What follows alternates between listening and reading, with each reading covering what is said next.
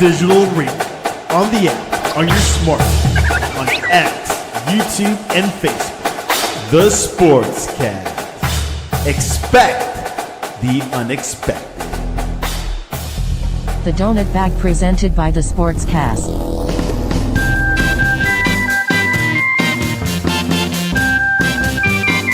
The Donut Bag, hosted by Joey Toscano. And here's your host, Joey Toscano. We got an intro, baby. That was a pretty good intro. We are professional. Dang. Yes, Wow. love the new intro to the show. We're moving up in the world. Now all we need is sponsors. If I ever get stamps.com, then I know we've made it as a podcast. Yes, Oh my for goodness. sure. Welcome all sponsors. Welcome. Yes, please sponsor us. We were gonna do a Super Bowl commercial, but we were just $8 million short. Right, $34 million. So close, just missed it by that much. Yes. Welcome to the Donut Bag Podcast, part of the Sportscast Network. Welcome to everybody joining live. I already see people joining live. I love that. If you want to join in on the conversation, I think the only way to do that is on YouTube. I think it's youtube.com/@JoeyBagOfDonuts with a V and 7F. And we could see your comments and bring them into the show and stuff. So Super Bowl, I am beating myself up because I should have seen this coming. We saw, all year that the Chiefs just barely got by every game, except when they play the Steelers. And right. And I thought, okay, it's going to be the same thing. It's going to be a close game. The refs are probably going to help the Chiefs. The Chiefs are going to barely going to win. Probably maybe it'll go to overtime, some crap like that. But something told me that it's going to be an absolute beatdown because the Eagles are just so superior in talent at almost every single position. How did you think the Super Bowl was going to go? I had a 34-10 Eagles, but I was so not confident about that. Even last week we talked about until someone beats the Chiefs, how can you pick against them? Exactly. But the way the week kind of progressed, you just kind of got a feeling like, I think this time I'm pretty confident they're going to win. And I went back and thought about that too. And I keep going back to they barely pulled out one against the Carolina Panthers. That was their whole thing this year. I mean, they were winning at the last second or right before overtime or going to overtime. And, still a good team, no knock on the Chiefs at all. But the Eagles had been getting better and better. And one thing you kept hearing after teams that play the Eagles is, man, they hit so hard, and they brought that same energy, that same toughness to that game. And they got up on Kansas City real early, and then Kansas City had no answer. They had no answer for the Eagles defense. They outplayed them at the scrimmage defensive line, offensive line. The Eagles even lost a key guard early and midway through the first quarter. And they still, did a pretty good job protecting Hurts, letting him have time to pass and everything else. So, we talk about, what the Steelers have tried to do through the draft, which, you can't blame them for trying what they've done. It's not the right or it's not the wrong thing. But the Eagles have really hit home on a lot of defensive linemen, a lot of offensive linemen, and it really showed because by the time you got to the end of that first half, Kansas City looked gassed. Their linemen were gassed. It kind of looked like what the Ravens did to the Steelers in the playoff game. And people are like, well, the Chiefs just gave up. They just gave up at the end. Like, that's because that's the mental aspect. The Eagles from the first minute just punched him in the mouth and said, yeah, let's go. You want to fight? Let's go. And the Chiefs are like shocked. I think the Chiefs were expecting, hey, we're the Chiefs. We're the champs. We got, look at who we are. We're just going to show up and, you're going to give us respect. And the Eagles are like, no, we're not having any of that. We're just going to punch you in the mouth and keep on going. Yeah, that toughness just kept on coming. That was what they'd done all year. And, they took it to us. They took it to a lot of teams. Even a game they lost to the Washington, that game was 36-33. And it was a hard-fought game. And then they beat Washington, earlier, and they lost to Washington. And even that was a hard fought game. You could go down the line and really look like the Eagles pretty much handled their opponents for most of the games that they played in, with the exception of a few. And that's just something where the Chiefs just weren't there. They were always in some battle, whether it was the Carolina Panthers or, whether it was the Buffalo Bills. They were always in a battle, except, of course, when they played the Steelers.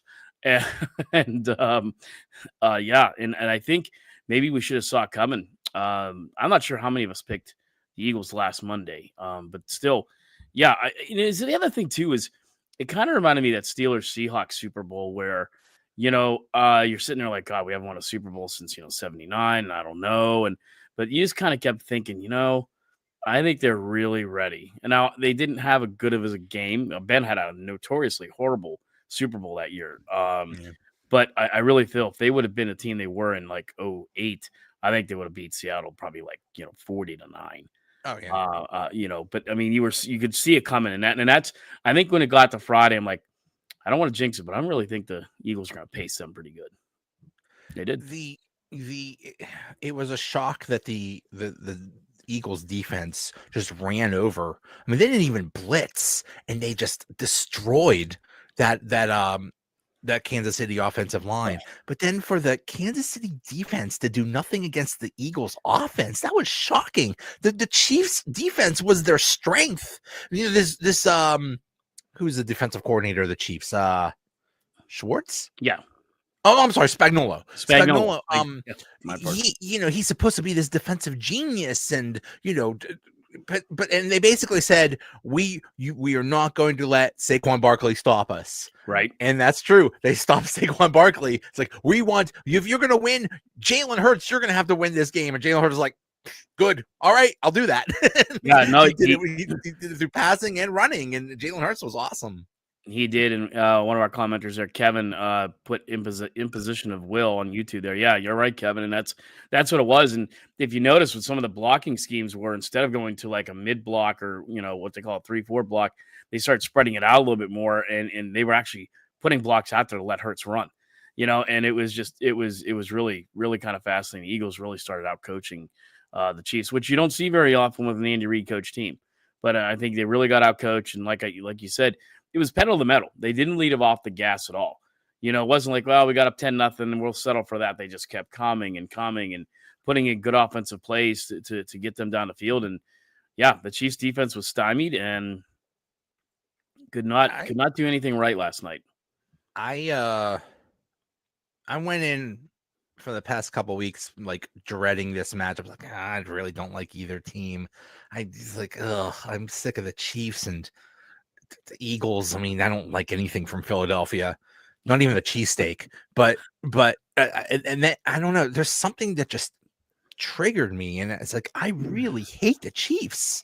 I'm just sick of them. I'm sick of the whole thing. They're arrogant, and I'm just sick of them. And I wasn't rooting for the Eagles to win. I was rooting for the Chiefs to lose. And people are saying the game was like, this game is boring. I was like, I was loving every minute of the Chiefs getting their butts kicked. Me too. I enjoyed it. I mean, and I put that on Twitter earlier. Like, I'm not normally I gave the game because I did the annual report card. I think I gave the game a B+, which I normally wouldn't give to a team that wins by 18. But in this instance, it was a hell of a lot of fun. I liked a lot about it. And my counterpart for work, what I do. I cover this half of the state in West Virginia. He covers Philly. He's a diehard Philly, so he got to go to the Super Bowl yesterday. Wow. He's texting me there, and he goes, "This is a home crowd. The Eagles fans are like 4-1 over the Chiefs." And I'm sitting there watching my wife, and they started to show Taylor Swift on the big screen. I'm like, this isn't going to go well. And then they just booed her. Boo the heck out of her, yeah. And all social media kind of had weird reaction. I'm like, this isn't a Taylor Swift thing as much as it's a Philly thing.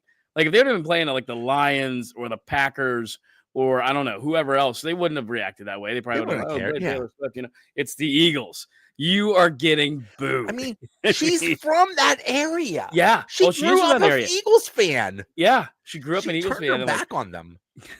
Oh yeah, yeah. She probably crossed Philadelphia off her tour list for whatever next. They when they did the introductions of the teams, it was like they first introduced the Chiefs, and there was like booing like crazy. I'm like, oh, this is a big Philly team. Now, can you imagine being a Chiefs fan and this is your third Super Bowl in a row. Yeah. Either you're tired of going, you don't have the money to go, or maybe they thought, maybe I don't know I don't know if I want to be there when if the Eagles are going to beat our butts. I don't know, but I think even the Chiefs might have been sick of being there all the time. So, in the Eagles, I mean, they're they're not too long ago, but hey, this is still a big deal for them. Well, you said there's nothing you like from Philly, and given that, there's some things I like from Philly, but Rocky. I'll give Philly a couple of things. One, they always travel well, right? So like if the Phillies are playing, the Pirates are always here. It's Flyers and Penguins are always a really good crowd, and we hate each other, but it's always a good crowd. And the Eagles fans too, and so they're going to travel. They go to the Super Bowl. The Philadelphia crowd is going to be intense. So I'm not sure if maybe you're right. I think it was probably a little bit of complacency. Hey, we've been in the last couple. We won 2 in a row. We're going to sit this one out. We spent money in the last 2, whatever it may have been. And boy, they were outnumbered. That was an Eagle crowd all the way through. There was a lot of green in the audience. You could see it. It was great. And a bit of a home field advantage. And some of the players mentioned that after, like, it felt like a home game a little bit and whatnot. So, yeah, it was good. I still think bring back the Kelly Green jerseys, but we'll go to another. Oh, yeah. Oh, yeah. I do like the Kelly Green. I don't like orange and black, but I like the Kelly Green. I that's what I mean. Just do that all the time. They did that a few times this year. Mm-hmm. Just making the permanent color. But the Eagles, to me, the other thing too is, in a way, Joe, it's kind of hard to hate them because I'm sitting there looking at them saying that's the team of all the teams in the NFL right now. Detroit, the 49ers, the Chiefs, the teams that have recent success. The Ravens, that's the team I'd like to see the Steelers become. What Jeff Lurie has done since he took over in 2000 or the last 24 years, 4 Super Bowl appearances, 2 wins, almost always in the playoffs, very competitive. But you're not afraid to have a losing season. Not that they go out to do that. But when they have a losing season, they know what to do with it. We talked a lot about that last week, and it prevailed yesterday. They filled that team with players they needed. They did well in free agency, spent wisely. And here they are with another Super Bowl trophy. And to me, it's almost like I'm not mad at them for it, but man, that's where I wish the Steelers would be in these next coming years if they can ever get back there. It's what the Steelers are trying to be. You spend your first round draft pick a couple years ago on a tackle. First round draft pick last year on a tackle. You do another couple draft picks on offensive line. So they're trying to be okay. They think they have their line. It's not there yet, but they're hoping it'll get there. Now you got to work on that defensive line, and they need to work on it badly. And and I think now everybody is going to want to be the Eagles and emphasize the defensive line. And good luck with that. But that's an area the Steelers desperately need because I think it's been a weakness the past few years. And when you have a good dominating defensive line, it covers up all the weaknesses you have in the secondary and everything else you have in the defense, because it doesn't matter. Your defensive line is just making everything wreak havoc on the other offense. Well, and think about that with this is a Steelers podcast, folks. Sorry, but 4 Super Bowls in 6 years, so still we're the only team to do that. So sorry, Kansas City. And a big part of that was that forefront line, right? LC. Ernie Holmes, Dwight White, and of course, Mean Joe Green. Then the linebackers come in and everybody else gets better. Mel Blount, obviously, blah, blah, blah down the road. But it started with that. And we go back to those early 2000 teams. We had a really solid defensive line. Chemo, we had Brett, we had all these great guys. Hampton, Aaron Smith. Big Snack, Aaron Smith, who will never get in the Hall of Fame, but I still argue the fact he probably should because he played end on a 3-4 and he played it phenomenal. Yeah, they weren't superstars, but they just ate up that offensive line, and they let the linebackers do all the work, and the linebackers had an easy time because the defensive line just swallowed up that offensive line. Right. Jack Ham talks about that a lot. Jack Ham will reference that quite a bit, and he'll mention a lot of my successes because of their success. Jack's about as humble as any Steeler could be, and but you're right. It worked with Jack Ham and Jack Lambert, or even want to go Robin Cole, and then it worked, well with Joey Porter and Foote and the likes, So yeah, and that's the key. I would not be opposed at all that the Steelers went defensive tackle in the first round this year. This is supposed to be a very good draft for a defensive Mhm. line, so that's good. Yes, it is. And it's just funny. All the Pittsburgh talk shows today are like, the Steelers are billions of light years away from the Eagles and stuff. It's like, wait a minute, let's go back here. The Eagles had one of the greatest off seasons of any team in recent memory. The last off season, in the draft, they got Cooper DeJean and who's that other cornerback, Quinion Mitchell or something, whatever his name is. Too awesome that they contributed right away. They got that Bond as a free agent. And then, by the way, Saquon Barkley. They were a few pieces away, and they happened to get every single piece that was perfect for what they did. The Steelers can do something similar. They are a defensive line and wide receivers and a quarterback away. It's not crazy to say that you could hit home runs on those things. No, it's not. I mean, and they got to go out and get some of these players too. They got to do good free agency. They got to do draft. It's why Myles Garrett's probably going to be a pretty hot commodity. I mean, he is a defensive lineman. He is 30. But some of these teams are trying to get over the hump, like the Cowboys or the Niners or somebody. They're going to throw money at Myles Garrett. They're seeing what the Chiefs are doing and the Eagles. I mean, the Chiefs' defensive line was a big strength of that team all year long. And that might be a thing you could say, Joe, is that defensive line fought so hard to keep them in all those games that maybe they were just gassed by the time they got to the Super Bowl. And that, you could say that for sure. Chris Jones, obviously, he was having a rough time yesterday. It was kind of watching. I had Westwood One on. I was in the kitchen listening to Westwood One, and they were talking about how he's sitting there with an oxygen mask. I mean, he sat out like 2 series because he's sitting there with an oxygen mask. He was either, I don't know, prior hurt or he was just, whatever. But again, no, all that aside, the Chiefs defensive line is probably again one of the other better aspects of the Chiefs, and they got to the AFC, or they get to the Super Bowl because of it. I don't feel bad for the Chiefs, but they might be I don't want to say the crossroads, but they might be in an interesting situation. Their main 3 players are Mahomes, Kelsey, and Chris Jones. Chris Jones is, I think, 30 or 31. Mahomes is approaching 30, and Kelsey is 1 foot in the grave, let alone, I mean, I don't know if he's going to be, I don't know if he could walk anymore, I mean, that was pathetic. Yeah, probably one of the bigger stories this offseason is if he's going to come back or if that was his last game as a Chief. Yeah. So, I mean, they have the Chiefs, we said all year, it's like, how are they doing this? But they got to do something. Their wide receivers basically sucked. They had no running back. Like and their offensive line, basically collapsed, and which let the Eagles run all over them. They got some issues. They do, and it was actually those issues that they addressed back when they lost to the Brady and the Bucks. That offensive line was horrible that year for the Chiefs. So what they do, they went out and started drafting guys. They built that offensive lineup, and it worked out pretty well for them, given a couple Super Bowl wins there. Not to mention a back-to-back Super Bowl win. So, yeah, and that's just the way you got to do it. And like I said, that's why with the Steelers, I get what they're trying to do. Either they just haven't done it right yet. I'm not ready to concede that both of those guys are busts. But that's why it's a big year for him, Joe. And you called it right last week. There could be it still should be the strength of this team going in next year. It's a young offensive line that should be good. We need to get some depth behind them, maybe get that through free agency. But I still feel like if they're going to make a change, it's evident to me the offensive line coach is not good. That needs to change. These guys need to be developed better, something of that nature, because it's not worked out last couple of years.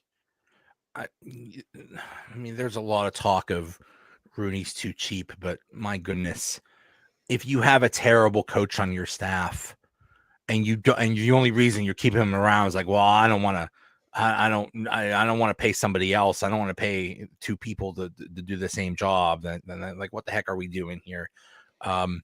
You got to develop these people, and this is one of the most important parts of the team, and one of the most important coaches is the offensive line coach, and he is not getting it done. He hasn't been getting it done for a long damn time, and he's still there. Well, in the Pittsburgh media, for the most part, I think they're kind of they placate a little bit to the Steelers. I think when they bring in somebody, they tend to not to be as critical. They, open mind, whatever. And that's probably the way it should be. You have an open mind. Okay, they're bringing this kid in. They're bringing whoever it is in. Pat Meyer was probably one of the few guys I can remember universally, like Caballi and all of them be like, what? Like, why this guy? Especially with the line, the coach, right? This is the guy they got to interview a lot, talk to. They don't want to, get a bad rep or bad reputation off the bat, so they're not going to be very critical. But Pat Meyer was one where everybody was like, huh? What?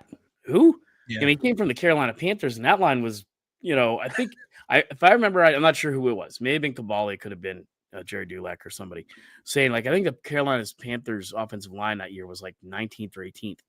The prior year before that was like 26th. So they're like, oh, well, he brought the line up to 18th. Oh, whoa. Maybe if it was 8th, and it just has not been good with Pat Meyer. I'm sorry. But to me, Pat Meyer's a big problem on this team. I'd love to see him go, and nothing against you, Pat Meyer, but I'd love to see him go and have somebody else come in. Yeah, it's just ridiculous. We'll see. I mean, what if you screw up? What if because of poor coaching, you just screw up two first-round draft picks? Well, that's a great point. Wasting them. Yeah. You're just fantastic. It's ridiculous. That's a fantastic point because, like you said, I mean, they bring in these guys. Well, guess what? You can bring in all the guys you want, unless they are, what they call a natural, right? Because I think you could have taken Bruce Smith, right, and put him anywhere, right? Cam Hayward, probably the same thing. But some of these other guys, you need to bring in a guy that's going to develop them. So it goes hand in hand. He didn't have a great start. You're bringing all these guys in. And how do you not look at your offensive line and say, okay, we invested 2 back-to-back first-round draft picks. Neither of them are panning out. One of them is holding something fierce. They're far from being where they need to be. We need to make some changes. I just don't understand how you can't do that. There's just, to me, and I don't know what you get out of keeping them this year. I really don't. Yeah. But that to me is one of the A-list problems for the Steelers. It's Pat Meyer's one of those A-list guys. That needs to change, where they're not going to be where they need to be. Yeah. The other thing that's been going around for about the past week is Jalen Hurts was taken in the 2nd round with the 53rd pick in the 2020 draft. Mm-hmm. Right before, about 4 spots before that, the Steelers had the pick in the 2nd round, and they took Chase Claypool. What would have happened if the Steelers took Jalen Hurts? Let me tell you. Mm-hmm. First of all, this is the Steelers that took Mason Rudolph in the 2018 draft? 2018 draft in the 2nd round, and thinking, oh my God, he's 3rd round. And he's this first round. So you'd be weird if you already spent that draft capital on a quarterback and then like a year or 2 later to spend it again. That would be weird. But when they drafted Mason Rudolph, Ben threw the biggest hissy fit. He did. Like, dude, at that point, he was the quarterback. He was 15 years into his career, and he's mad that they would think about replacing him at the end of his career. And then, like, did they really want to deal with that again? My goodness. Yeah, well, and that's the thing. Like, I'm not sure where they get that because Ben I love Ben for a lot of things, and he had a few faults. One of those faults was his little attitude, prima donna attitude around stuff like that.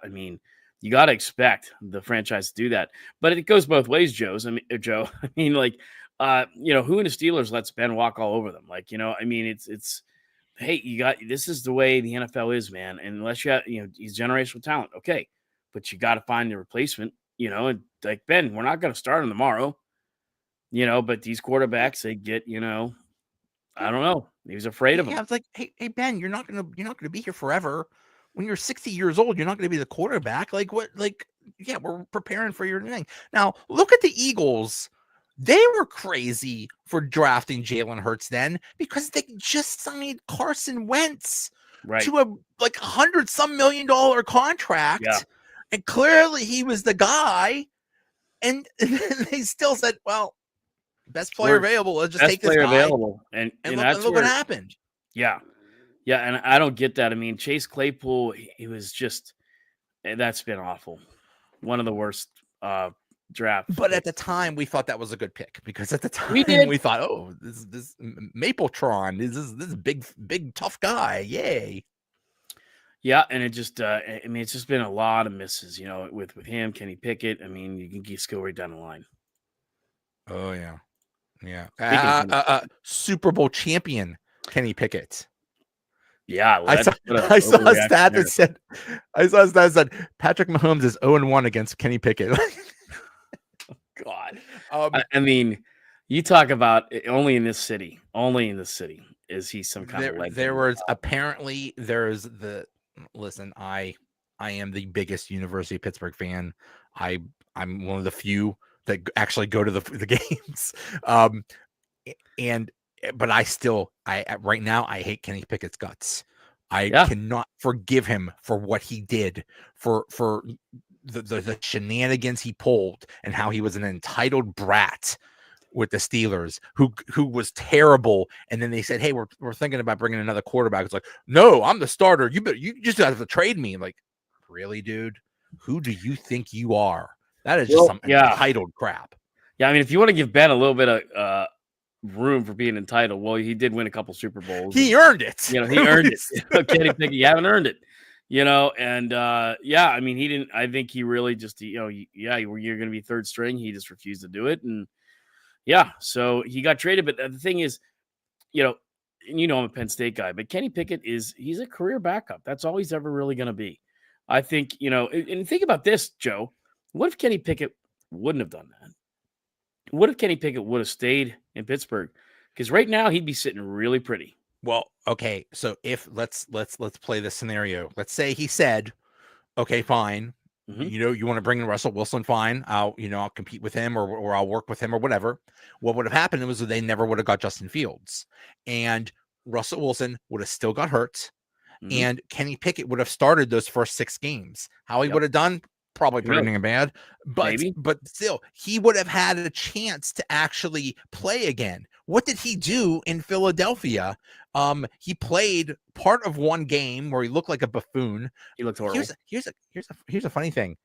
He wasn't the second string guy in Philadelphia. He was the third string guy. That Tanner dude, he was actually better than Kenny Pickett. Yeah.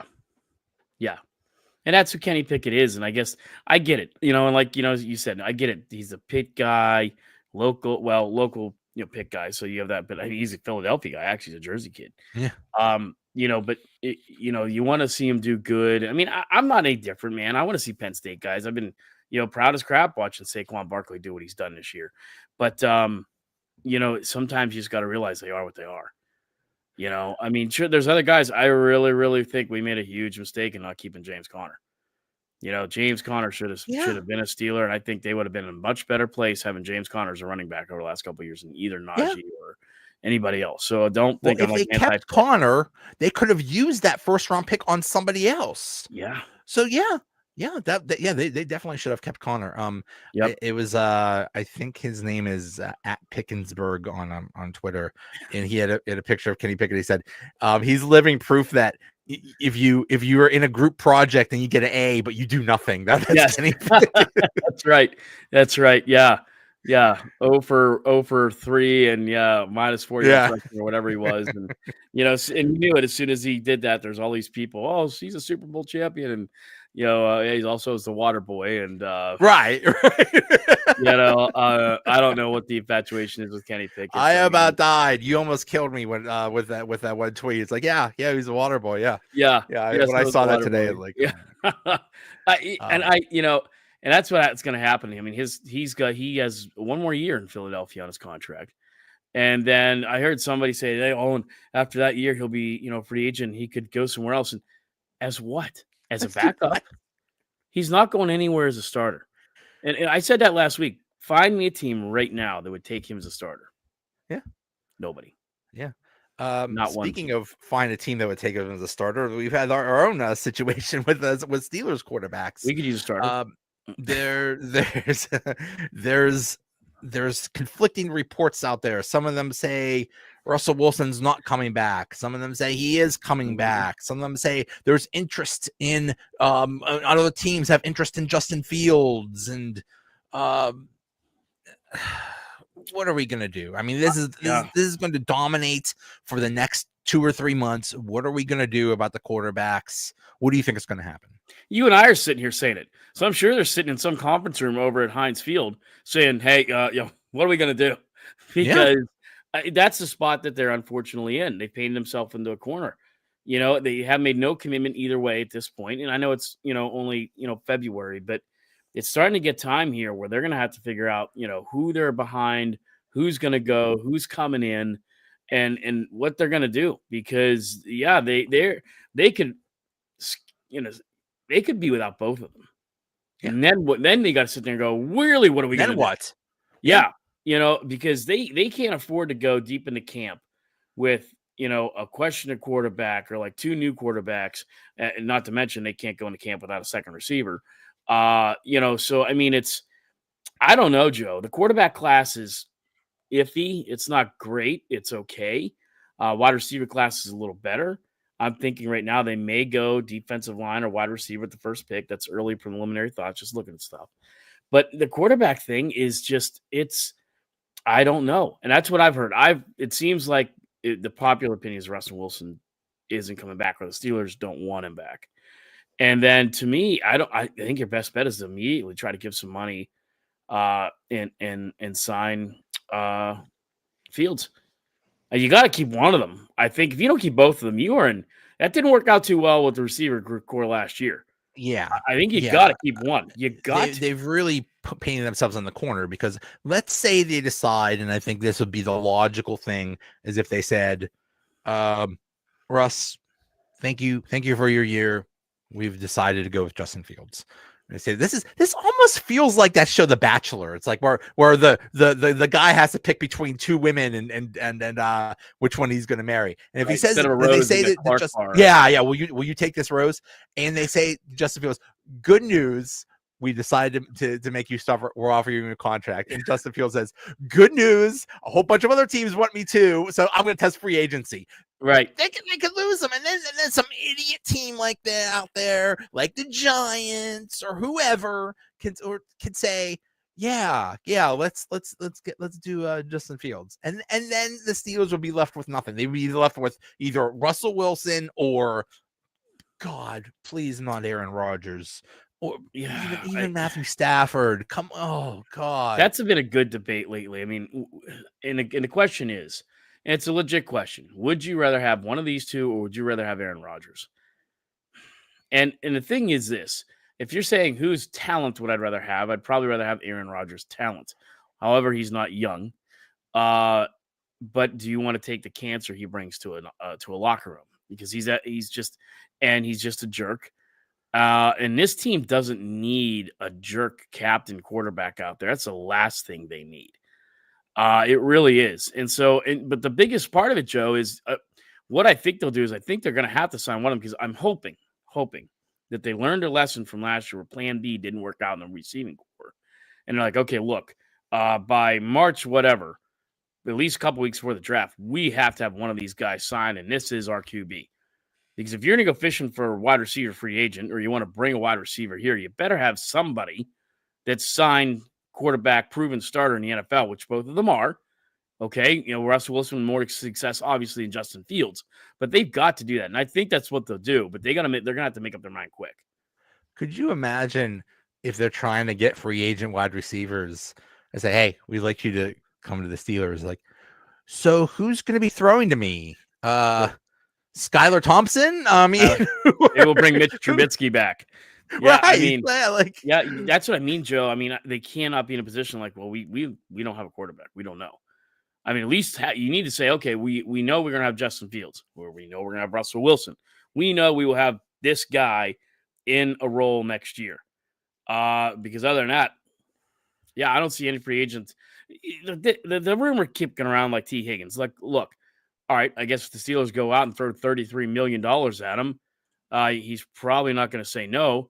But, I mean, put this situation out there. If they come to him and say, hey, we're going to give you $33 million, or if the Bills come to him and say, not going to give you 33, We'll give you 24. Who do you think he's going to go to? Because I can tell you right now, it's not going to be the Steelers. Right. He'll take less money to go somewhere where he's not going to come here and be a project, because that's what right now that's what the Steelers are unfortunately in, folks.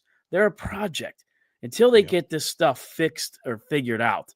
They are in a rebuilding reclamation project is what they are. They're especially on offense. Maybe not the line, hopefully, but receivers and we haven't even hit on running backs, because I'm pretty sure, damn sure, Najee Harris isn't coming back. You know, the wide receiving core is in really kind of shambles right now. Our leading wide receiver is such a head case, you know, and I don't know what to expect from him this year, Joe. It scares the hell out of me. Is he going to say, okay, time to shut up, put up my numbers, I'm going to be gone, but I'm going to have a great season so I can get good money next year? Or is he just going to be, you know, getting to week 5 and be like, yeah, screw it, I'll be a free agent, I'll make money somewhere else? And that scares the hell out of me, you know, because if Chris Godwin's your number 2, okay, it's better than what we had. We didn't have, but he's also like 32. I don't know. Yeah. And they're in this purgatory / hell of their most important position because they swung and missed on Kenny Pickett. Yeah. Kenny Pickett was supposed to be the guy, and that failed spectacularly. So now we're basically dumpster diving. And pretty much.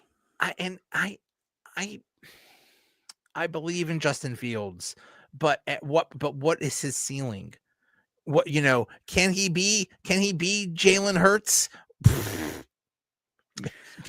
I'd be happy if he was half Jalen Hurts.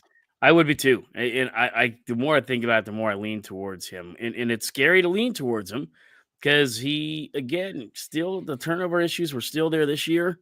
You know, like I've said this a million times in your show, until he got replaced, he fumbled the ball 6 times. Yeah, and we just happened to recover some 5. Yeah, we got pretty damn lucky. If he would have lost all those fumbles, or the majority of them, it would have not been good, right? But so he's got to fix that. There's a lot he can fix, but I do feel like he's just maybe the guy, because I'm scared about Russell Wilson. Like, you know, he came in off the bench, did great. Everyone's like Russell Wilson mania. His t-shirts are in Giant Eagle now. So it's official. But he really trailed off in the back half of the season. He really trailed off against good teams, and he struggled against good defenses. And it just, you know, what are we going to get? Another guy that's going to come out, watch Russell Wilson be one of the NFL's leading passers for the first month of the season, and then right. And I mean, where I think Justin Fields may do the opposite. Yeah. You know, so that's what I think they'll do, but we'll see. What drives me crazy about what happened with Justin Fields last year was they never really gave him a chance. They said basically from day one, as soon as that whole quarterback situation went down, they basically said, Russ, you're the starter. Pole position, as they put it. They never gave, even though all these stupid, you know, national reporters said, "Oh, there's a competition and Justin Fields is winning." Like, no, there was never a competition. It was always Russ from the minute. And then when Russ got hurt, when he hurt his calf, and it was blocking sled. Here's what you're gonna do. You're a 2-time Super Bowl quarterback. We're gonna have you push a blocking sled, because that makes sense. Yeah. For that one time you do a double reverse or something like that, and you need your quarterback to block, you know, glad we threw away the season for that. 6th grade. Yeah. But when they did that, and when Russ got hurt, they said, okay, well, Justin Fields, you're going to have to be the starter. Every week, it was the Russell Wilson game plan that just happened to give to Justin Fields, because it was like week to week, whether Russell Wilson was going to play or not. Like, if you're going to do that, if you're going to hand the keys to Justin Fields, build the offense around him. Build the offense around his running ability. He is an awesome runner. Make him Lamar Jackson light. Make him Jalen Hurts was a runner, but make him like Jalen Hurts or something like that. Make him a primary runner that just happens to pass so much. That's fine. You know, just cater the offense to him, not make it a Russell Wilson offense that just happens to be run by somebody else. And maybe that's why you do take, you know, you bring in, you keep Fields, and you do bring in a guy like Chris Godwin, or you do bring in some free agent receivers that are, you know, well, and that's another one, which I'm sure we're going to get to here in a second. But I mean, you know, it's just, because I don't know what it is, but I do feel like there was signs there that he could be good, which I never thought we saw with Kenny. I'm sorry, I just never thought. And you can say, "Oh, Matt Canada," which you have an argument about Matt Canada, but yeah, and I'm not so sure I'm still sold on Arthur Smith, but I guess I think it's going to be Fields, but we'll see. We'll see. And that's the thing with the Steelers right now. They're so damn unpredictable. And your faith has got to be a little rocked because plan B with the receiver core didn't work good. Kevin says next NFL season is a massive race to the bottom to draft the next Manning. He's not wrong. That could be.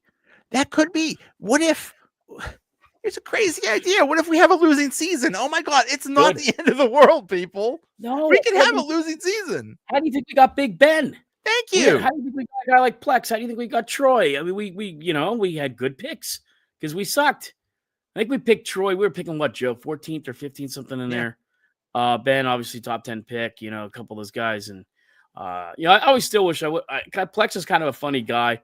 Kind of the same attitude problems, but, he came up pretty big for the Patriots or for the Giants in the Super Bowls against the Patriots. And I would like to see Plex stay here, but Plex, he played well for the Steelers too. It was a shame that we lost him in that contract, but he produced. But yeah, he produced. He was. We picked 8th that year. We drafted him out of Michigan State. So yeah, go ahead, have a bad season. Now to Kevin's point, I don't know if we'll have that bad of a season because he's right. It's basically who's 1 or 2. And I still say this. What's that?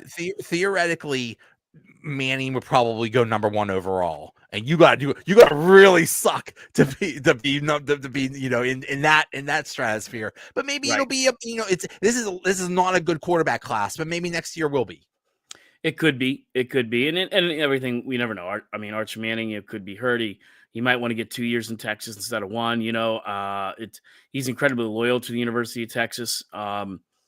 I think he would only leave there if he got right money's there and stuff like that. Plus, they can pay him pretty well too. We saw Iowa give a wrestler out of Pennsylvania $5 million in NIL money, which is just wow. Oh my God! Yeah, a wrestler. Yeah, number one ranked wrestler in the country, and he went to Iowa because Penn State's offer was like 2.5. They came back with 5, and there he goes. But no, you're right. So we'll see. Arch Manning should be there. But, Kevin, I'm not sure if he will. We'll have to see. It's a long way off to do it. But in hindsight, Kevin's not wrong. But, man, you're going to have to be like you have 1 or 2 wins to kind of probably do that. And even though the Steelers have had their faults, I don't see him being that bad. But still, if they go, like, let's say they draft top 10 or something like that, there should be some good quarterback out there available. Yeah, there should be, and there's not. Like I said, this year, I like Will Howard out of Ohio State. I just like his build. I think he's a project. But if they could get Will Howard in like the 4th round or something like that, I wouldn't mind seeing them grab a Will Howard. But I don't know, and you might see them. They might go for a quarterback in the 3rd or 4th round this year. Who knows? There is that. What's his name? Slough or something like that, or. Mm-hmm. Dart or something like that. Yeah, Dart out of Mississippi State, or not Mississippi State, but Ole Miss. We'll have to see. It's just the Steelers. We talked about this last week too, and prior weeks. Steelers have a lot of needs, folks. A lot. Receiver, running back, defensive line, defensive backfield. There's a lot there, and that's going to be the fun part of the show as we did last year. And just for you guys tuning in, if you didn't tune in with us last year, we did a live draft show. We're probably going to do that again this year, hopefully. And that it's really up in the air what's going to follow the Steelers, what's going to be there, and what they're going to do because it's the big grocery list, folks. It's not the little run out there real quick in the morning. It's the big one. A lot of things have to happen for the Steelers to get good. A lot of them. As Chuck Noll said, our needs are great and they are many. I was just looking at a 2026 mock draft, and they do have Arch Manning going 1. They have this LSU quarterback Garrett Nussmeier going 4. Ironically to the Browns. They have Drew Aller. Pick 4th. Yeah. They have Drew Aller going 10th, and then they have another quarterback, Lenora Sellers of South Carolina going 16th. So it looks like it'll be a pretty strong quarterback draft in 2026. And oh, by the way, where is the 2026 draft? In Pittsburgh. I already have my rooms ready. There you go. There you go. So you know what? You want to make a splash? You want to get your big superstar quarterback of the future? Let's go, baby. They're already talking about that 2026 QB class being similar to the one in which Ben was drafted in. When you had Eli, you had Ben, you had Phillip Rivers. If anybody remembers that, I mean, a lot of people had Steelers going with Phillip Rivers, and it's been actually quoted and known. Bill Cowher really was big on Phillip. Howard loved Phillip Rivers. He wanted Phillip. Well, he's an NC State alum, so it was right. Bill Cowher. You know, I kind of thought that's the way they go, but I told you, I remember when they grabbed Big Ben because I'd seen Ben play twice in college, covered him once, and it was like, this kid's gonna be under the radar because he's playing in Miami, Ohio, but he's gonna be something special. And yeah, we'll see. He wasn't supposed to start because they had Tommy Maddox, and Tommy Maddox was just fine. Tommy Maddox was a pretty good quarterback, and then but then Tommy Maddox got hurt in that second game, and then Ben was off to the races. He went like 15-1 that year or something like that. And he started throwing trash on his lawn. Tommy Maddox hates Pittsburgh for that. Yeah, you know, you can't blame him. We do not. Hey, ask Cliff Stout and Mark Malone what we did to them in the '80s. So we are not. Kenny Pickett. I hope you don't have any houses in the Pittsburgh area. Don't come visit for a while. We won't be too kind to you. But we've been here before. I mean, I hate to say Joe and I's age, but we can remember the Kent Graham days when they decided they were going to start Kent Graham, who the prior year was in a quarterback battle. Game. No, Jim Brown. Jim Miller, who's I'm thinking about. He lasted one game, and Power's like, I've seen enough. Because he was this monster. He was a 6'8", Jim Miller was, and he had a cannon, but he couldn't hit anything 5 yards in front of him. He could throw a dime from 60 yards out, but Kent Graham was, also like 6'6", but he weighed like 200 pounds and had no mobility. And they went with Cordell. Cordell, I always said this, and whoever has played back in the day, Cordell was a fantasy dream back in the day. I mean, if you imagine if Cordell Stewart played in the NFL right now, he would be incredible. I don't know if it was just the league I was in or how the rules were at the time, but if a quarterback ran in for a touchdown, it counted as 2 touchdowns. Oh yeah, he had like 10 1 year. And so Cordell, because nobody did that. There were no running quarterbacks back then. It was like Cunningham, and that's it.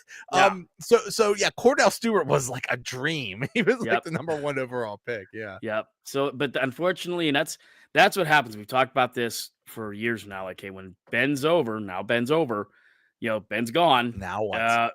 We remember what happened after, Terry Bradshaw left. There was a big lull. And Cordell Stewart, quite arguably, probably was the best quarterback in the time between. I know O'Donnell had more passing yards. It was maybe a better pure passer, but there was this thing in Super Bowl 30 we don't want to talk about too much, and that didn't work out well. But yeah, I mean, here we are. We are in post-Ben mortem, and we're still in it. They kept saying, imagine Cordell Stewart in his prime in this day and age. He would basically be Lamar Jackson at least because they would highlight his running, ability, not shy away from it. Dave has a great point. Do quarterback last. Yeah. Do quarterback last. Build your line, build your offensive line, build your defensive line, build the rest of the team. Then just happen to get your quarterback and running back. Make those the last pieces because you have everything in place. Yeah, no, I'm okay with that. I think Dave makes a great point on that. You don't have to go and you're not going to – the chance of you landing the next Josh Allen or Joe Burrows is very hard and slim and none. You can go back through there. I mean, it's scary. If you go back over the last 10 years in the first round quarterbacks that were selected 1, 2, or 3, the most of them are not in the league anymore, or they're a third stringer somewhere. It's just, that's why this year there's a couple guys, but there's nobody that's like, I'm not sold on Sanders. It's just. And even if you had a good quarterback, even if you drafted a good quarterback, if you don't have a good line and a good offense to go with that quarterback, he's going to be end up like Tim Couch with the Browns. Tim Couch was an okay quarterback, but he didn't stand a chance. Or not Derek Carr, David Carr, same thing with the expansion Houston. Like they got killed because they had nothing around them. They didn't have a chance to succeed. Yeah, and that's the thing, and it's so hard. And I think that like Peyton Manning and Ryan Leaf, remember that? And it was like two can't miss products, or two can't miss prospects. One was a huge miss, and one was pretty good. One was really good, and that's at the time, people were like, "Why are you getting this Peyton Manning guy? Ryan Leaf is the man." And look what happened. Yeah, exactly. And that's just kind of where you're at with it. But no, I'm with David to a T. If there's some stud defensive lineman, some guy like that, that's who you need to go. That's why I was all about taking Cooper DeJean. Like Cooper DeJean. Seen him play so many times with Iowa. I mean, he's the guy we want. Did look pretty good yesterday. Yeah. Looked pretty good yesterday. Looked pretty good all season. I think that was his first NFL interception too. I don't know if it was his first, but yeah, first pick 6, that's for sure. It's crazy. Yeah. That was a great play too. Yeah. So with the wide receivers, there is talk that Deebo Samuel might be available in the trade. In addition to the free agents, we still don't know who's actually going to be available. We think Devontae Adams will be available. You mentioned Chris Godwin before. Do you think the Steelers should have interest in Deebo Samuel? Yeah. I mean, here's why. Either him, any of those guys are improving what we have. We don't have anything. Right. We have a high case for number one wide receiver. Deebo Samuel is 29, so he's still someone in his prime. You bring him in, you should be able to get at least 2 to 3 solid good years out of him. Very athletic guy. He is a guy Arthur Smith should like, because he's a guy he can do end arounds. He can do a lot of things there. I think he's a run blocker too. He's a good run blocker. He's a very good run blocker, actually. So Deebo would make a lot of sense to bring here. That would be a guy I would like to see. The Western wide receivers, a lot of them are in their 30s, so it's like, but again, beggars can't be choosers. We're beggars, guys. Our wide receiver course sucks. I think Omar Khan is going to have a massive overcorrection compared to last year. Like last year, we had no wide receivers. I think this year we're going to have too many wide receivers, and I'm perfectly fine with that. Keep Pickens and deal with his stupid head case, but bring in a Deebo or a Godwin or a Devontae Adams or somebody like that that's kind of older but still good for a year or two. Do that. Draft somebody. And have way too many wide receivers as opposed to not enough. I think Khan learned his lesson. Yeah, they really can't go wrong at drafting just about any wide receiver. That's how bad it is. Would Chris Godwin be my first choice? No, but he's better than what we got. A lot better than what we got. So I would take him. I'd take Deebo Samuel in a heartbeat. He's probably the best guy out there. Again, a free agent wide receiver list isn't T. Higgins, obviously, and I just don't think we're getting T. Higgins.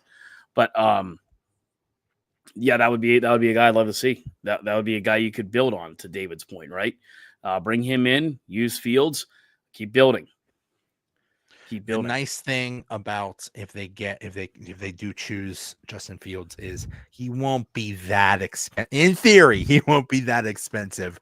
I've seen him go for like $10 million a year, $15 million a year, something like that. That's reasonable. And that's okay. If you want to Sam Darnold, you're going to be spending 40, 50, 60 million. That's a going rate for a star quarterback is like 40, 50 million right now, at least. Yep. So you know what? You still, you're spending some money, but still you have enough. You could still save some money. And you could spend it on other things like a good wide receiver. And to your point too, I mean, what if you do say, hey, Justin, here's what we're going to do. Russell Wilson's gone. We're going to get rid of him. You're our starter. We're going to give you a 2-year contract, $24 million or something like that. I think he's going to be acceptable to that because, again, he's another guy. I don't think a lot of teams would jump up and say, we're going to bring him in as our starter, right? We'll bring him in. We'll try him out, kind of like the Steelers did with him last year. We're going to bring you in. We're also going to bring in Russell Wilson. Now you're the backup. If they could commit to him and say, you're going to be our guy, come hell or high water, we're going to make us through with you. We may draft a quarterback, just so you know. We maybe bring another free agent quarterback, but you're our guy, 2 years, 24 mil. I think he stays, and I think that would affect him. Leanne mentioned that a couple of podcasts ago, Joe. She said she was worried about how this affected him mentally, and I got to say, I thought the kid handled it pretty well. Obviously, if you look at it, you want to do a comparison to all these comparisons. He handled that a hell of a lot better than Kenny Pickett did. Thank you. A hell of a lot better than Kenny Pickett. So for all you Kenny Pickett lovers, chew on that because he didn't handle it well at all. Could you imagine the situation that Justin Fields was in? He got kicked out of Chicago, even though he was the man. Yep. And it's like, okay, we're drafting a quarterback. We're kicking you out. Okay, fine. He has nowhere to go. Steelers is like, okay, we'll take you in. By the way, you don't have a chance to be a starter because we got Russell Wilson. You're going to be the backup. Good luck with that. And he was okay with that. And then he got a chance to start, and he was a starter, and he went 4-2. And they said, okay, it's Russell Wilson's time.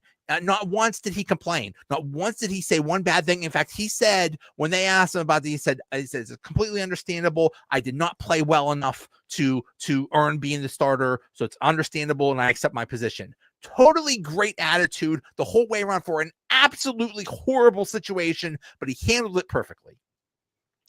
Yeah, he's done very well to this point, unless there's something we aren't hearing about.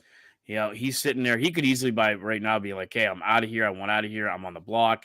He's been kind of staying around, even though, he could easily bitch if he wanted to, and he's not, and that's what I think is going to happen. I could be wrong. Omar Khan is kind of crazy. Matt Stafford's out there, but then again, I don't want I know Matt Stafford's done fairly well, but he's 37. He'll turn 38 when he's here. Same again with Aaron Rodgers. I mean, those two guys are not much different than Russell Wilson. Now is Aaron Rodgers a better quarterback overall? Yes.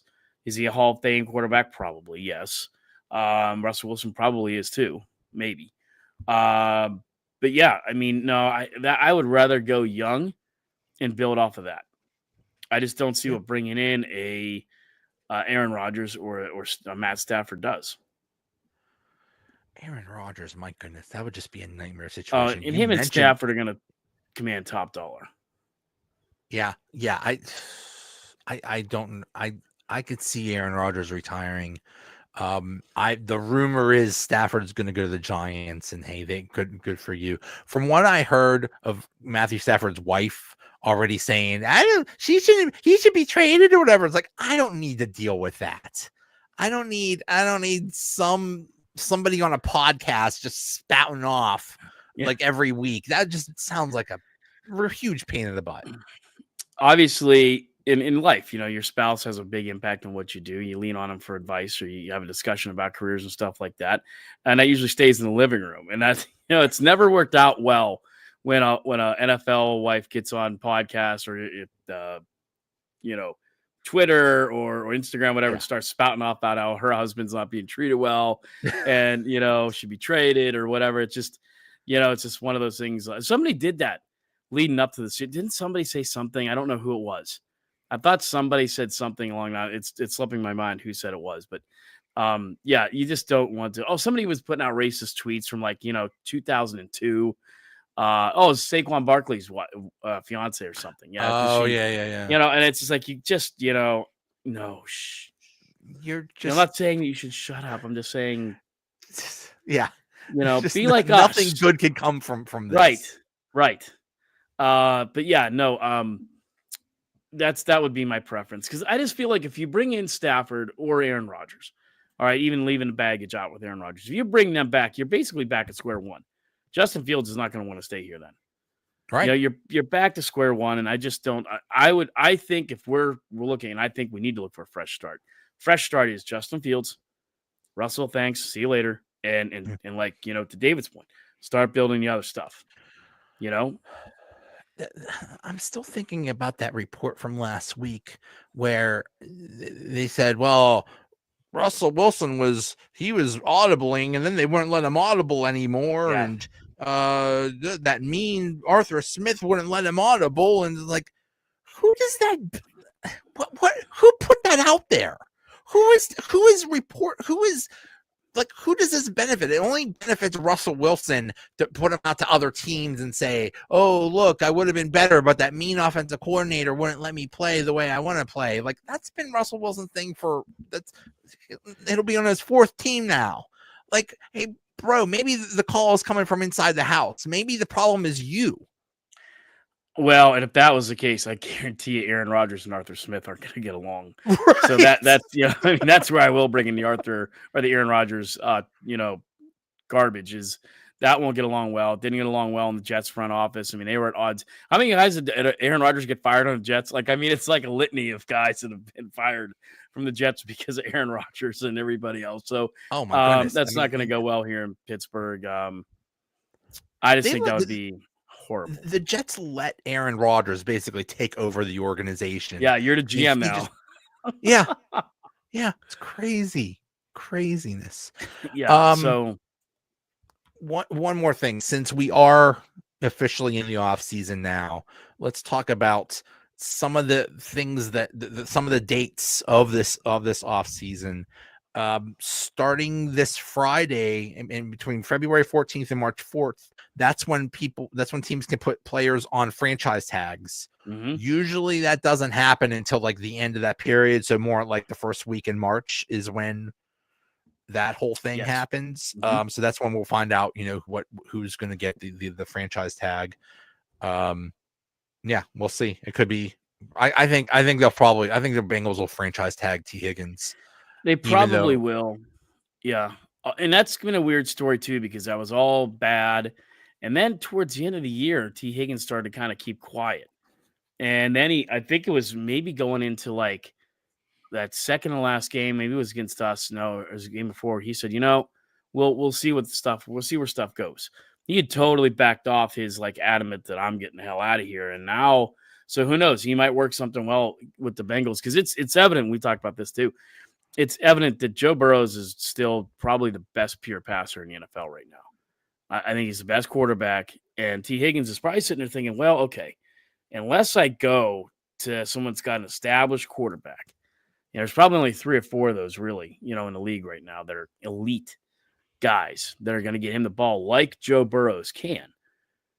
I think he may be second guessing it. Now, the other thing is he's going to get $30 or $40 million almost no matter where he goes. Yeah. So does the money talk? Does he, because the Bengals have got to show something too. The Bengals are, I think, in a better spot than the Steelers, but the Bengals have a lot to do to get that defense to be where it needs to be. They also could use a tight end would help, and a little bit of a better offensive line. But T. Higgins is probably the most interesting free agent out there to see what happens with him. Bengals are at a crossroads. It's going to be very interesting. They could keep T. Higgins and Jamar Chase and basically have like scrubs for the rest of the team. But hey, at least you still have your 3 elite players. Right. Who knows? Well, yeah, because that's the thing. Because I think Chase is on the last year of his rookie. Right. Mm-hmm. They got to pay him too. Their thing is they got to pay him too. And I mean, so that's where you're at with that. And I mean, I do have a feeling if they franchise tag T, he's either going to say, forget that, I'm just not coming. Like Myles Garrett's already told us the Browns, don't try it. Le'Veon Bell. Right. Le'Veon Bell. Yeah. So that's going to be the most interesting watch, because he's the most sought after free agent, most likely. And yeah. The scouting combine is end of the month, February 22nd to March 2nd. That's always fun. I mean, we're already in draft season, so that's gonna be fun learning about all these prospects. And then the big one, free agency, starts March 10th, and that's basically when it's all going to come to a head. It's, Steelers better have their quarterback lined up by then, or early March. Yeah. And we're also going to find out who, usually right before that, it's right around that time is when we find out who gets cut. And there's always these surprise cuts. Russell Wilson we didn't know Russell Wilson was available this time last year. He just magically popped up on the market, and Steelers were able to grab him up. So who knows who's going to be available, this time. So that's going to be super interesting. Yeah, you never know who's going to show up for that. So you're right. So, we'll see who shows up for free agency, who can be plucked out of there, who the Steelers think they can have a chance on. But that week also obviously dictates the draft. Is T. Higgins going to be traded? He can sign actually. Is Myles Garrett going to be traded? All of a sudden, some of these teams that might be sitting in the top 10 or maybe in 15 back could trade up, make a splash. It's not unheard of. So that's probably one of the most interesting weeks until you get to draft week, is that week of March 10th. The Browns are so screwed. I just feel bad for those fans, but because they have a ton of dead money because of Deshaun Watson.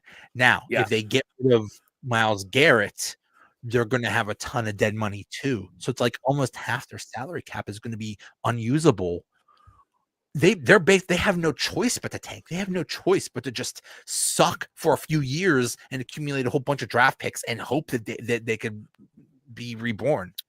Yeah, like David said, they may be running for the Arch Manning sweepstakes, but I remember with them getting Tim Couch, and everyone thought Tim Couch is going to be the guy. He's going to be, and the infamous picture, that infamous guy who keeps adding their quarterback names to that Browns jersey. I think it starts with Tim Couch since they came back.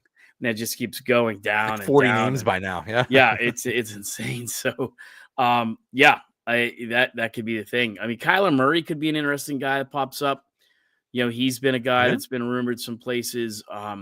Obviously the Lions are going to be aggressive. They have some space, believe it or not. They have some space. And they probably need some spots filled to kind of get them to that next level. They're probably the one team that I think it was probably Eagles, Lions going into. Well, it was probably definitely Lions, Eagles were in a mix. But then as the season went on, the Eagles kept looking so much better. Imagine Myles Garrett on the Lions. That's what I mean. Myles Garrett with what's his name, Aaron Hutchinson or whatever his name is. Yep. Dominating defensive line. Yep.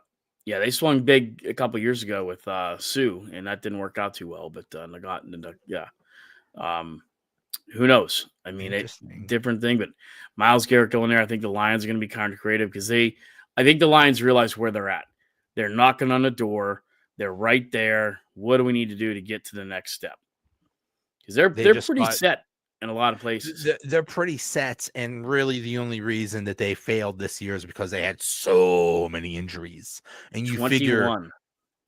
So you figure that's probably not going to happen again. So yeah, this is the time. You have these championship windows are very small. So when you get it, go for it.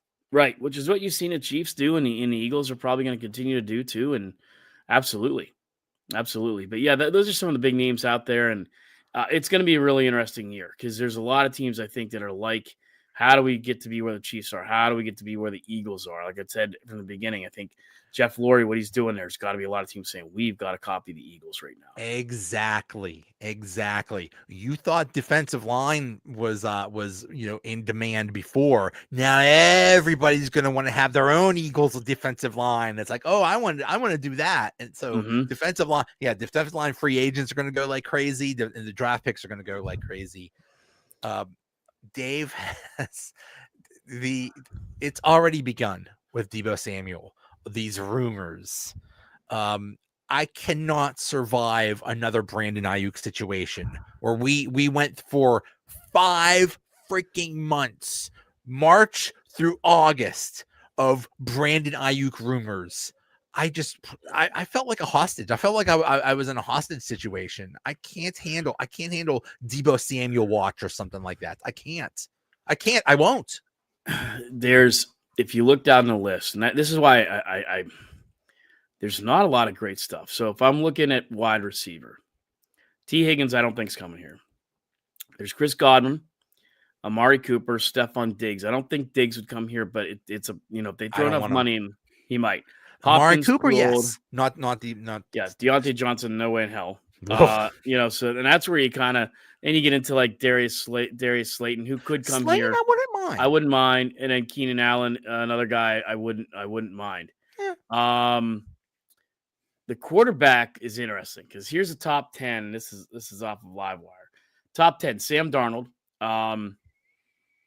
Justin Fields is 2, Russell Wilson's 3.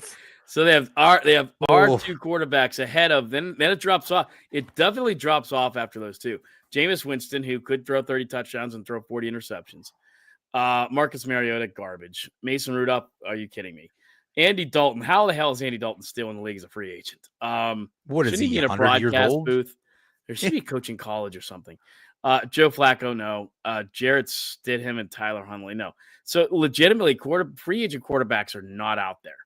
The best, honestly, the top four: Darnold, Fields, Wilson, and Winston. After that's a massive drop off, massive. So that's why I'm saying the Steelers got to get their shit figured out, because those two could easily be gone in a heartbeat. All right. So running back, right? So there's another hole Steelers have. Aaron Jones is number one. I'd like to see Aaron Jones here. I wouldn't mind that. I wouldn't mind that at all. I don't think it'll happen, but I wouldn't mind him here. James Conner's number two. I would like to have had James Conner back when he left. Now James Conner is to the point where He's a little old. Yeah. Najee Harris is number three behind those two. So Najee's still behind James Conner. Then J.K. Dobbins, huge injury problems. Javonte Williams, okay with Denver. I wouldn't mind him. I wouldn't mind Javonte Williams. Nick Chubb's just had so many injuries.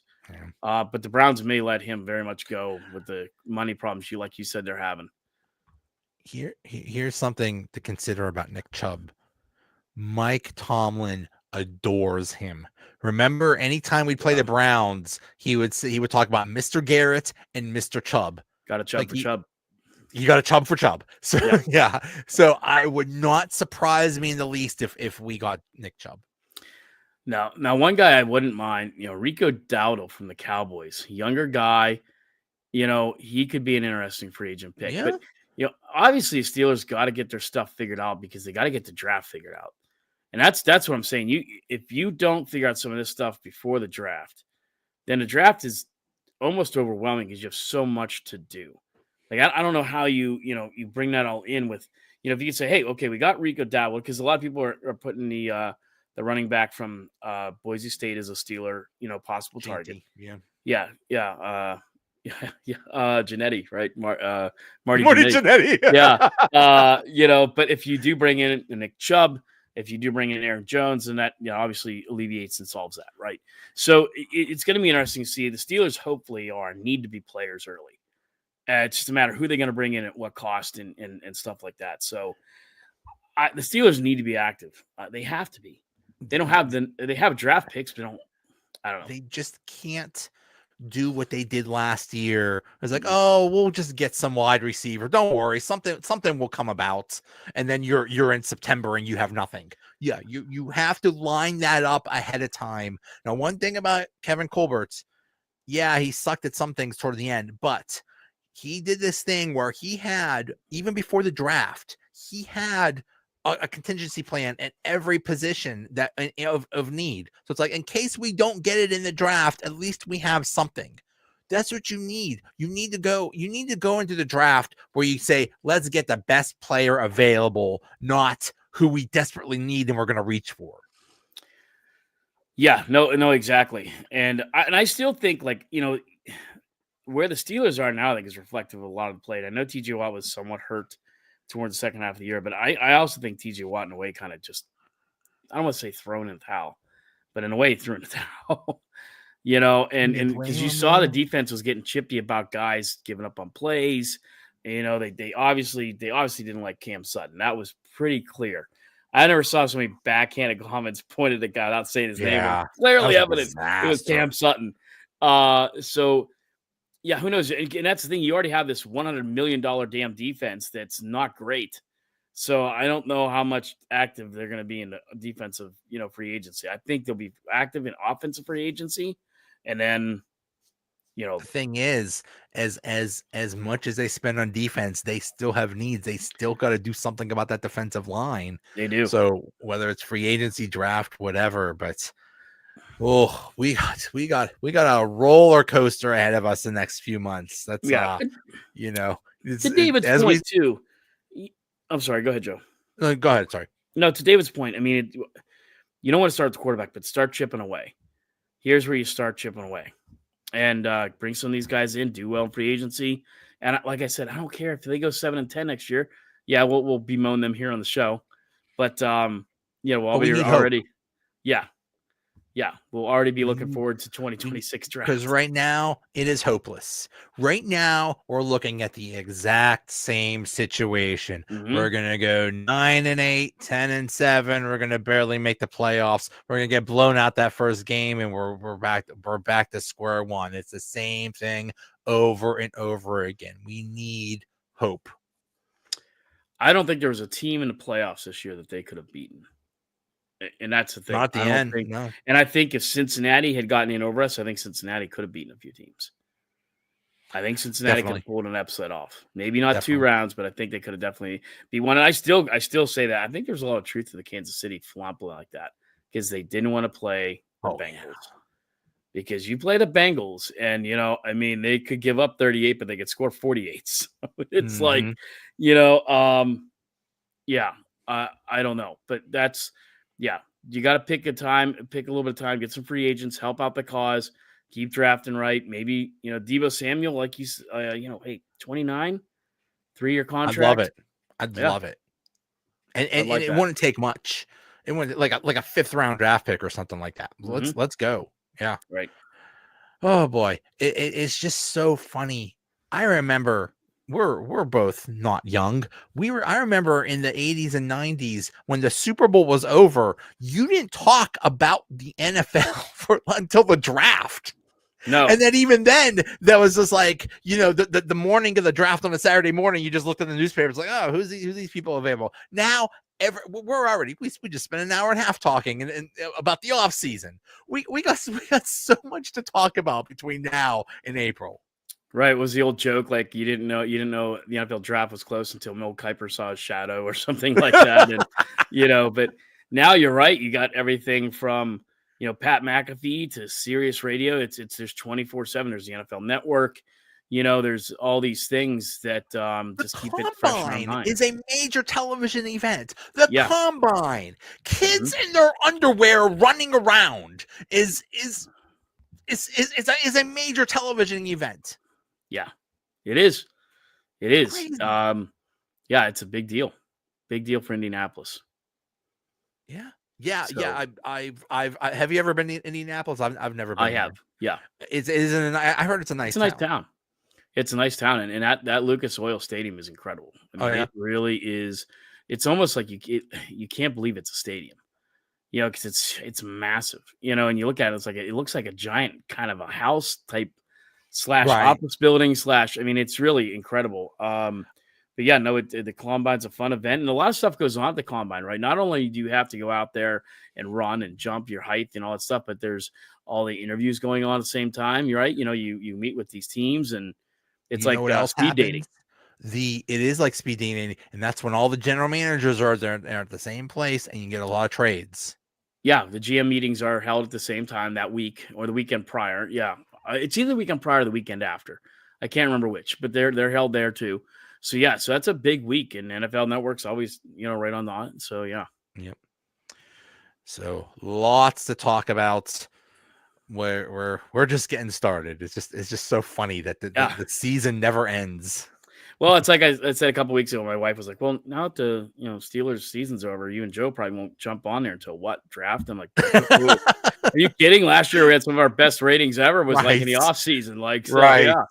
It was that first week of March when that whole Kenny Pickett, Russell Wilson, Justin Fields craziness happened, like that blew our minds. I think we did 2 shows one week once. Probably. I think you turned around like we got to do a show tomorrow. Was it like We there was one show. It's like, hey, maybe we'll get Russell Wilson, and then the whole Kenny Pickett thing happened. And we're like, we got to talk right now. Yeah, this is the biggest thing that's happened in years.